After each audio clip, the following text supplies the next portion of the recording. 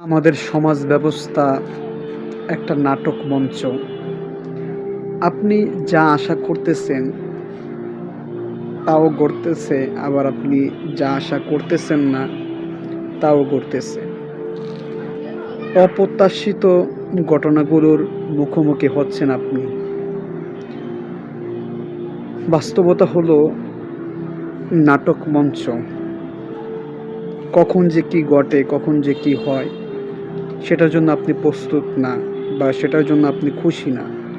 আপনি এমন ঘটনার সম্মুখীন হবেন বা সাক্ষী হবেন, বা এমন ঘটনার সামনাসামনি হবেন যা আপনি কখনোই আশা করেননি। নাটক মঞ্চ সব কিছু হচ্ছে, মানে অশালীন থেকে শুরু করে হাস্যকর, কৌতূহল অথবা ভয়ঙ্কর সব ধরনের ঘটনাই ঘটতেছে আমাদের এই সমাজ ব্যবস্থায়।